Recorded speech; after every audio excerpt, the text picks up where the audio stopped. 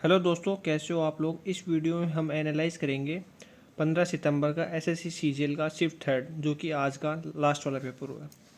Reasoning में 25 से 25 question easily doable हैं, वो भी 12 से 14 मिनट के अंदर। सभी 95 से 100% बच्चे आराम से कर लेंगे, बहुत ईजी है। और इसका तो लेवल आप ये मान लो टीसीएस से भी ख़राब है, एकदम ईजीली। इतने आसान क्वेश्चन है कि आपको डबल चेक करना पड़ेगा कि मैंने इतने फास्ट कर दिए, कहीं गलत तो नहीं कर रहा मैं। उसके बाद में आते हैं जीके की बारी। जीके में मैक्सिमम सवाल स्टेटमेंट बेस्ड ही आ रहे हैं, 10 से 15 क्वेश्चंस। अगर आप हिस्ट्री, पॉलिटी, जियोग्राफी इनके क्वेश्चंस देखोगे तो आपको एक या फिर एक भी नहीं देखने को मिलेगा।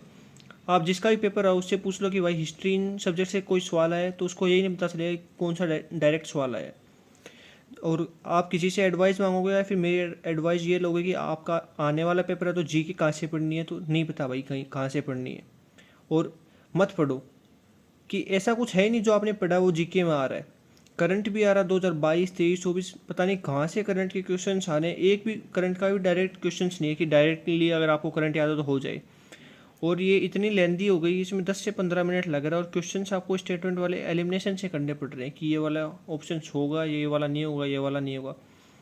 तो जीके के लिए तो ये एडवाइस है कि आप मत ही करो। आप ये टाइम इंग्लिश या फिर मैथ, रीजनिंग में आप उसको दो। रीजनिंग काफ़ी इजी टाइम, आपको रीजनिंग में देने की ज़रूरत नहीं है। उसके बाद इसमें भी जीके में टाइम लगेगा, 10 से 15 मिनट लग जाएंगे इजीली। ये हो जाएगा अपना 12 से 14 मिनट में।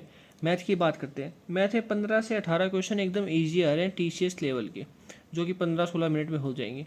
उसके बाद में अगर आपको 18 से 25 क्वेश्चन और करने हैं, उसमें जो 4-5 क्वेश्चन है वो बहुत ज़्यादा कैलकुलेटिव है। उसको करने के लिए जाओगे तो वो होंगे भी नहीं और आपका टाइम वेस्ट होगा, क्योंकि उसमें ऑप्शंस बहुत अजीब है। 3.14, 4.26, 3.89, एग्जैक्ट आंसर निकालने के लिए बहुत टाइम लगेगा।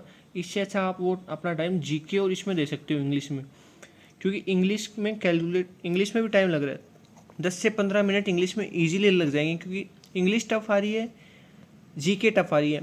मैथ 18 क्वेश्चन के बाद मैथ भी टफ किस सेंस में, कैलकुलेटिव सेंस में आ रही है। इंग्लिश को अगर आप देखोगे, 2 सवाल डायरेक्ट, इनडायरेक्ट, एक्टिव पैसिव की बहुत इजी बेसिक क्वेश्चंस आ रहे हैं। आप ये इनका फॉर्मूले कह रहा हूँ, कॉन्सेप्ट रिवाइज कर लो, ये नंबर ईजी है। 2 PQRS अरेंजमेंट वाले क्वेश्चन आ रहे हैं, बहुत ईजी है, देख के पता चल जाएगा, टाइम भी वेस्ट नहीं होगा। वो के भाई हार्ड आ रही है, जो किसी ने देखी नहीं वैसी वो के आ रही है, ऑप्शन से भी नहीं होगी। कुछ ऐसे क्वेश्चन आ रहे हैं कि आपने वो कैब देखे भी नहीं, और कहाँ से करना है वो कैब वो भी नहीं पता, कोई आइडिया नहीं कहाँ से क्वेश्चंस लेके आ रहे हैं, कहाँ से बना रहे हैं। पेसेज बहुत बड़ा आ रहा है, जो लास्ट में 20 से 25 क्वेश्चन होते हैं पेसेज वाले, वो बहुत लेंदी आ रहा है। उसका आप पढ़ने जाओगे, पहले तो क्या था, अपन ऑप्शन क्वेश्चंस पढ़ते थे, क्वेश्चन का आंसर पेसेज में ढूंढते थे। अब वैसा नहीं है, वो अंडरस्टैंडिंग वाले क्वेश्चंस दे रहे हैं, कि ये नहीं कि आप पेसेज पढ़ के आपको समझ के उसके बाद में उनके आंसर करने पड़ेंगे। और एक नया वर्ड आ रहा है जिसकी स्पेलिंग पूछते हैं ना, वो इतना बड़ा आ रहा है कि उसको करना भी आसान नहीं है। ऑल ओवर ये है कि इंग्लिश में वोकैब एकदम नहीं आ रही है। टाइम भी लग रहा है 10 से 15 मिनट, जीके में भी 10 से 15 मिनट लग रहा है। और जीके में तो आप किसी से पूछ ले भाई अब कहाँ से पढ़ूँ, मेरा पेपर आने वाला है, किसी को कोई आइडिया नहीं कहाँ से क्वेश्चंस आए हैं, कहाँ से क्वेश्चंस आने वाले हैं। जीके में अपना टाइम वेस्ट नहीं करो, इससे अच्छा आप इंग्लिश में डिवोट करो, मैथ में करो, रीजनिंग में करो। रीजनिंग सब कर लेंगे, ईजिली 50 नंबर आप ला सकते हो। मैथ में 15 से 20 क्वेश्चन कर सकते हो ईजीली।